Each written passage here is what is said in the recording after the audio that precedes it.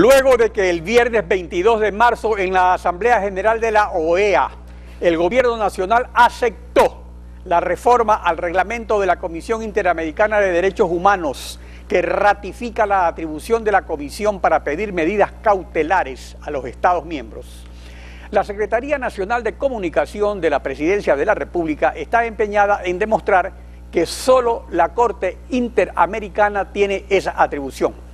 Pero resulta que la Corte Interamericana carece de esa atribución. Para analizar este tema, es hoy nuestro invitado el doctor Ramiro García Falconi. Doctor, buenos días, bienvenido a Contacto Directo. Muchas gracias, Alfredo. Doctor García, el gobierno trata empecinadamente de separar a la Comisión de la Corte Interamericana. ¿Pero qué resulta? El artículo 28 del Estatuto de la Corte establece lo siguiente, dice: la Comisión Interamericana de Derechos Humanos comparecerá y será tenida como parte ante la Corte, aquí viene lo importante, en todos los casos relativos a la función jurisdiccional de esta, conforme al artículo 2, numeral 1 del presente estatuto. Para la sociedad civil en el sistema interamericano, doctor, ¿cuáles son las implicaciones que se desprenden de esta disposición? Primero, Alfredo, es un error tomar al sistema interamericano no como un todo, sino como partes descindidas y casi como compartimentos estancos. Esto no es así. La Comisión Interamericana de Derechos Humanos y la Corte Interamericana de Derechos Humanos pertenecen a un mismo sistema. Y es más, todos los casos que llegan a la Corte pasan previamente por la Comisión, quien tiene aparte la facultad de decidir si es que termina esto en un informe directo de obligatorio cumplimiento o si se judicializa remitiéndola a la Corte Interamericana para que emita su fallo. Así que son dos instancias de un mismo todo, por lo tanto no puedo decir, esto es más o menos como que uno diga, yo en la justicia nacional, en un caso penal, tomaré como obligatorio lo que diga la Corte Provincial y no lo que diga el Tribunal de Garantías Penales, que es la primera instancia. Entonces, eso no tiene sentido, no tiene ninguna lógica desde lo jurídico. Exactamente, es un sistema. Ahora, adicionalmente, el reglamento de la Corte en su artículo 26, numeral 1, dispone: en cualquier estado del procedimiento, siempre que se trate de casos de extrema gravedad y urgencia y cuando sea necesario para evitar daños irreparables a las personas, la Corte, de oficio o a instancia de parte, podrá ordenar las medidas provisionales que considere pertinentes en los términos del artículo 63.2 de la Convención Americana de Derechos Humanos. En cambio, el artículo 25 del reglamento de la Comisión dispone: la Comisión podrá, a iniciativa propia o a solicitud de parte, solicitar que un Estado adopte medidas cautelares. Estas son dos cosas muy claras, doctor García. ¿Cuál es la diferencia entre las medidas provisionales de la Corte y las medidas cautelares de la Comisión? Bueno, primero, ¿en qué se parecen? Se parecen en que ambas son obligatorias y son de obligatorio cumplimiento. Decir que uno acata las decisiones de la Corte Interamericana y no las decisiones de la Comisión, como en varias ocasiones ha señalado el gobierno a través de las cadenas reproducidas por la SECOM, es una contradicción en términos. Evidentemente no han revisado el caso Baena, Ricardo y otros versus Panamá, en cuyo párrafo 192 la Corte Interamericana de Derechos Humanos establece la obligatoriedad de las decisiones de la Comisión. Por lo tanto, si estamos acatando las decisiones de la Corte, debemos acatar también las decisiones de la Comisión. Por otro lado, hay que entender de que la protección, el Sistema Interamericano de Derechos Humanos como sistema de protección de derechos humanos, no solamente actúa ex post, puede actuar también ex ante, es decir, al momento en que se está cometiendo la violación de derechos humanos a efecto de evitar que se siga haciendo o que se llegue a consumar la violación de derechos humanos. Y obviamente en esto la Corte no puede intervenir, porque vuelvo y repito, de acuerdo a la estructura del Sistema Interamericano de Derechos Humanos, todo caso que llega a la Corte ha pasado previamente por la Comisión. Entonces, el momento en que dejamos a la Comisión, o que queremos dejar a la Comisión sin la facultad de emitir medidas cautelares, simplemente estamos dejando en desprotección total al sistema de derechos humanos en Latinoamérica, en todo el ámbito de protección del Sistema Interamericano de Derechos Humanos, y hay que recordar claro, que y ahí son está estas y ahí medidas... está la diferencia, como usted señala. O sea, como la comisión es la que actúa como antesala de la Corte, dicta medidas cautelares para evitar un daño inminente. Son Y medidas luego, iniciales. Ya dentro del que proceso de la justamente... Corte es que la Corte puede dictar medidas provisionales. Por eso es que son dos Exactamente. cosas Las medidas cautelares de la Comisión En dos Interamericana tiempos son medidas iniciales dirigidas a cesar la Comisión de Violaciones de Derechos Humanos. Y esto sirvió muchísimo para que en los 80s y 90s mucha gente pueda salvar la vida, y eso es lo que hay que entender. Recordemos las medidas cautelares contra Perú, que permitió que mucha gente pueda ser liberada de prisiones arbitrarias, o peor todavía, que permitió que dejen de ser torturadas. Eso es lo que estamos tratando de dejar ahora sin efecto. Claro, y eso bajo es lo el que argumento... justamente se reconoce en la OEA. Por eso es interesante que en la reforma a su reglamento, políticas y prácticas que resolvió la Comisión el lunes 18 de marzo, se invoca el artículo 41, letra B de la Convención Americana de Derechos Humanos, que dice que no dice nada, pero que resulta, la propia Comisión invoca este artículo y en su letra B dice: formular recomendaciones cuando lo estime conveniente a los gobiernos de los Estados miembros para que adopten medidas progresivas en favor de los derechos humanos dentro del marco de sus leyes internas y sus preceptos constitucionales, al igual que disposiciones apropiadas para fomentar el debido respeto a esos derechos. Este es el fundamento que hay en la Convención.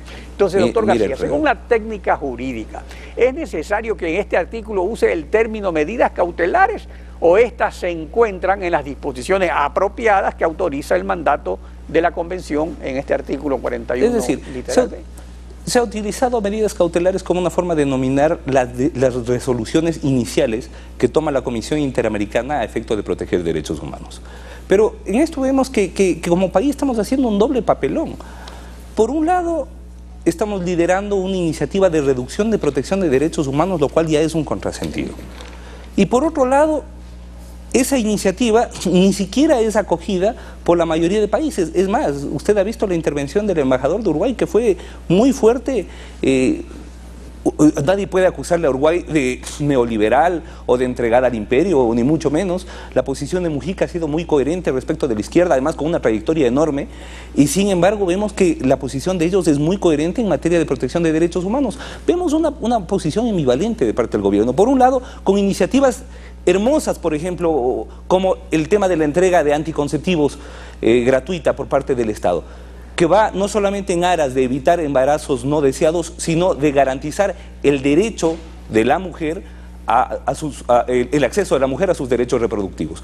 Eso me parece, por ejemplo, totalmente encomiable. Claro, pero también por otro lado vemos metidas de mano la justicia, que son un desastre. Vemos la posición del gobierno respecto del sistema interamericano de derechos humanos, que es un desastre.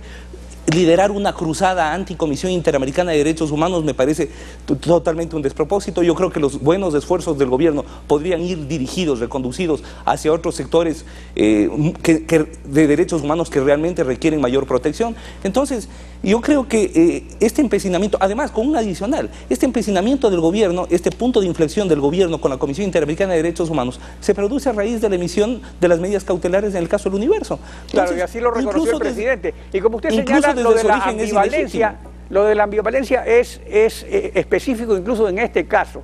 Por ejemplo, en el decreto ejecutivo 1317 del 9 de septiembre de 2008, firmado por el presidente Correa, por Gustavo Yal como ministro de Justicia y Derechos Humanos, hoy presidente del Consejo de la Judicatura, por María Isabel Salvador como canciller, hoy embajadora representante permanente a la OEA.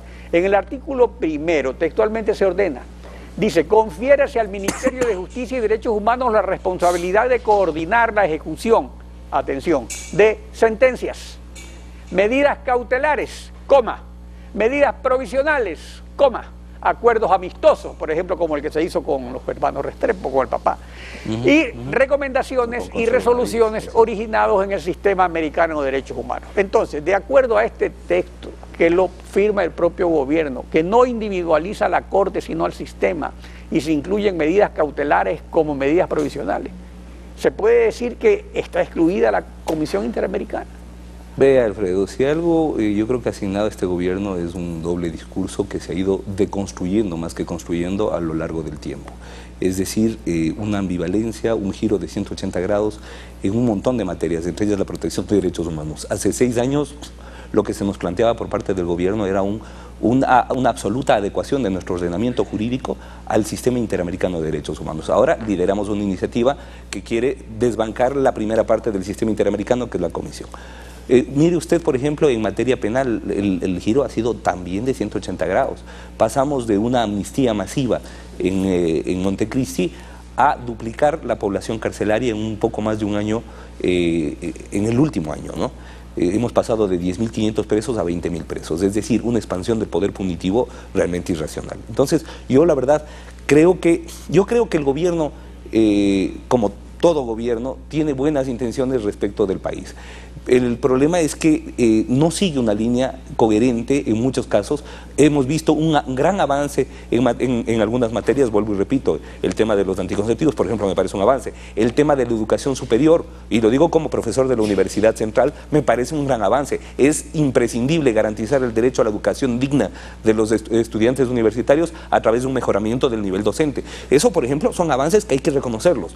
En materia de derechos económicos sociales hay un gran avance, pero por otro lado vemos, por ejemplo, que en materia de justicia, vemos que en materia de estructura del ordenamiento jurídico, vemos que en materia de división necesaria de funciones, imprescindible para la subsistencia de un Estado democrático, hemos retrocedido casi 3 siglos. Entonces, yo creo que... Claro, y ese retroceso se relaciona con el otro, porque cuando hay problemas con la justicia, es que se recurre justamente a las instancias internacionales. Si no, no habría necesidad de hacerlo, claro. Lo que pasa, a ver, ojo, uno acude a las instancias internacionales cuando los órganos nacionales no sirvieron, no cumplieron su cometido. Por favor, aquí, ¿quién en sus cabales, quién con 2 dedos de frente me puede decir que tenemos jueces independientes? Mire lo que pasó en el caso 10 de Luluncoto, vea lo que está pasando en el caso 12 del Central Técnico, donde el presidente de la República ya nos anuncia en sabatina qué es lo que va a hacer la Fiscalía. Pero no solo eso, vemos además que los órganos de educación pública impiden el acceso a la educación de estos muchachos después de que los jueces los han sobreseído y que la Fiscalía ha declarado públicamente que no tiene elementos para imputarles. Entonces, ese tipo de cosas demuestran una ambivalencia. Mire, el presidente con toda razón habla sobre la necesidad del derecho a la defensa, pero usted ve que es un memorial de agravios cada sabatina. Entonces, el mismo presidente que puede retarle a puñetes a un periodista o que puede decir que una persona tiene un zapato en la cabeza, es el que nos está diciendo que tenemos que respetar su honor y el honor de sus funcionarios. Entonces, yo creo que no hay un discurso claro. Y yo creo que el reto del presidente y el reto de este gobierno y de este proyecto en los próximos 4 años va a ser justamente adecuar la praxis gubernamental a esos estándares que tanto pregonaron desde hace 6 años. Eso es lo importante, respetar los estándares que se pregonan y que están en la Constitución. Doctor García, gracias por su participación en Contacto. Muchas gracias a usted. Siempre